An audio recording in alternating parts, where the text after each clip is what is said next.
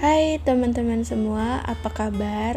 Akhirnya aku baru bisa upload lagi setelah beberapa bulan vakum sebentar karena emang lagi ada kesibukan sedikit ya. Nah, buat kalian apa kabar teman-teman semua? Semoga kalian dalam keadaan baik dan minal aidin wal faizin ya buat kita semua. Maaf lahir dan batin. Oke teman-teman, di podcast episode 1 ini kita akan bahas hal yang mungkin semua orang pernah ngalamin. Nah, kalau ditanya apakah aku nih pernah mencintai seseorang yang gak bisa aku miliki, jawabannya iya. Nah, aku pernah tuh gitu. Aku punya pengalaman pahit ya, dimana aku jatuh cinta pada seseorang yang nyatanya gak pernah bisa aku milikin. Nah, kalau ditanya nih nyesek atau enggak, oh ya pasti nyesek banget.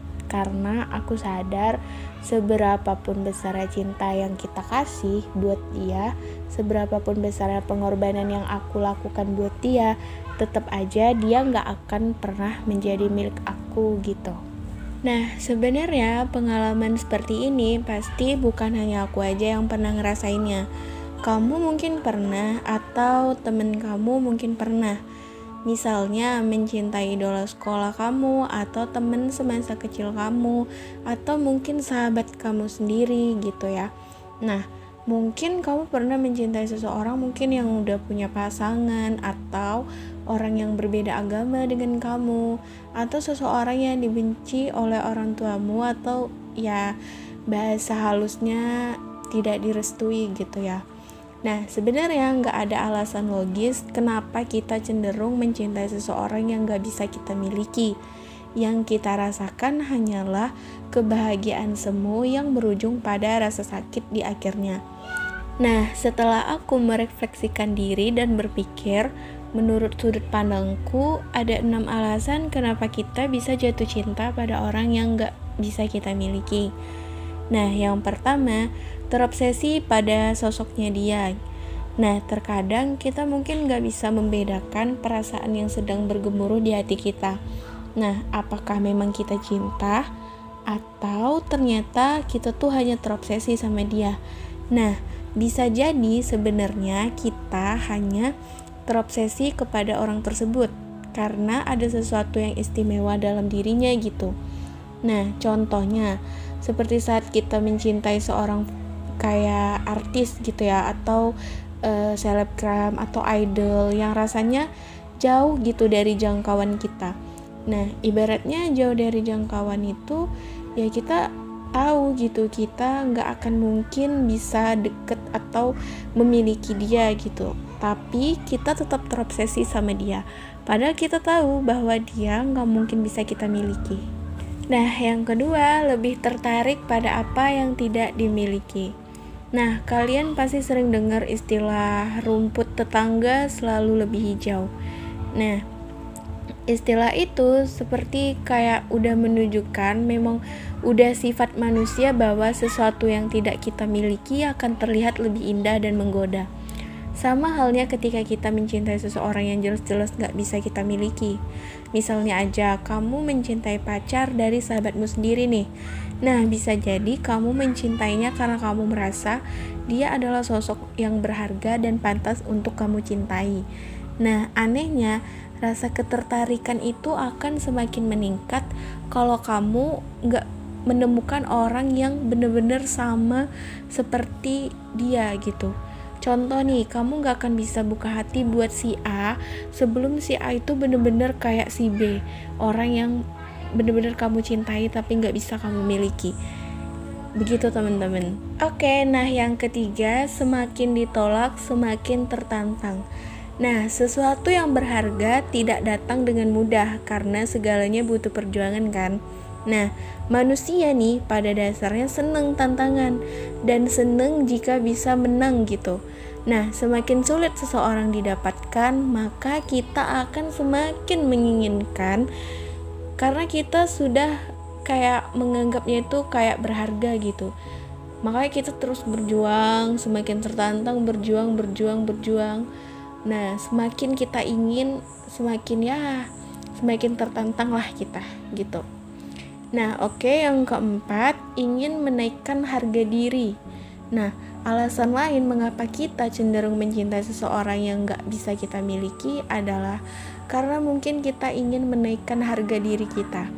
Karena ketika kita bisa mendapatkan seseorang yang diinginkan juga oleh orang lain, kita akan merasa lebih percaya diri dan harga diri kita pun semakin naik. Di situ tuh kayak rasa emosional kita yang bahagia banget itu meningkat gitu. Nah, yang kelima, rendahnya rasa percaya diri. Nah, kita nih seseorang yang memiliki rasa percaya diri rendah cenderung udah pesimis duluan dianya untuk bisa mendekati orang yang dia cintai. Misalnya, kita mencintai seorang idola nih di sekolah atau di kampus, cewek atau cowok gitu ya. Nah, kita malah ngerasa gak pantas nih buat dia. Padahal sebenarnya sejak awal kita tuh udah membangun tembok dan menanamkan mindset bahwa orang tersebut gak bisa kita dapatkan. Padahal mungkin aja dia adalah sosok yang bisa kita miliki asal kita lebih percaya diri dan mau mendekati duluan. Nah, yang keenam, takut berkomitmen. Nah, alasan lain yang membuat kita jatuh cinta pada seseorang yang gak bisa kita miliki adalah karena sebenarnya kita takut berkomitmen. Kita merasa gak mampu berkomitmen dan berpikir bahwa komitmen bisa merusak mimpi pribadi kita. Nah, mencintai seseorang yang gak bisa kita miliki mungkin menjadi pengalihan akan ketakutan kita berkomitmen. Kita mengatakan bahwa kita mencintai orang yang tidak tepat, padahal sebenarnya kita sendirilah yang gak mau berani berkomitmen dengan seseorang tersebut. Nah, teman-teman, dari ke-6 poin yang udah kita bahas, menurut kamu yang sesuai banget sama pengalaman kamu yang mana nih? Nah, kalau aku pribadi ya, yang pernah aku rasain, aku mungkin termasuk ke kategori yang pertama, yaitu terlalu terobsesi. Karena emang mungkin aku mikirnya ada sesuatu yang lebih dari dia, yang aku ngerasa di orang lain itu gak ada. Padahal sebenarnya belum tentu. Ya, bisa jadi ada orang yang lebih baik daripada dia. Karena rasa terobsesi aku pada satu orang tersebut, aku kayak menutup jalan buat orang lain yang bisa lebih menerima aku. Nah, aku kayak menutup mataku untuk melihat orang lain karena rasa terobsesiku pada satu orang tersebut. Makanya sampai sekarang aku jadi kayak stuck di situ aja gitu. Gak bisa buat pergerakan maju, stuck aja gitu. Karena aku terlalu terobsesi pada satu orang yang membuat aku lupa dengan orang lain. Padahal belum tentu dia yang paling baik gitu. Masih banyak yang lebih baik, yang lebih menghargai, ibaratnya gitu ya. Nah, yang padahal sebenarnya kalau dipikir-pikir nyesel gitu. Nyesel karena udah terbuang waktu, punya rasa yang segitu-gitu inginnya, yang ngebuat nyesek, ngebuat berpikir bla bla bla, overthinking, insecure. Nah, yang padahal tuh gak ada feedbacknya juga ke aku gitu. Nah, sekali lagi nih aku bilang buat kalian yang emang suka sama seseorang, mending kalian gali-gali lagi deh perasaan kalian dalam-dalam. Kalian tuh sebenarnya suka sama orang itu tuh karena apa gitu. Jangan sampai karena 6 poin yang udah kita bahas tadi. Karena kalian pasti nyesel pada akhirnya, pasti nyesel. Kalian udah ngebangun tembok setinggi mungkin yang membuat orang lain gak bisa masuk akibat terobsesinya kalian pada satu orang. Buang waktu dan capek juga ya kan. Kasian aja gitu diri sendiri, kasian. Nah, lebih baik kita mencintai diri kita sendiri gitu. Kita kasihanin diri kita sendiri. Setelah kita kasihan dengan diri kita sendiri, kita lebih bisa mencintai diri kita sendiri. Nah, oke teman-teman, mungkin segitu dulu di podcast episode pertama ini. Mungkin ini gak terlalu panjang, bisa dibilang podcast singkat. Next kedepannya aku bakal bikin podcast lagi.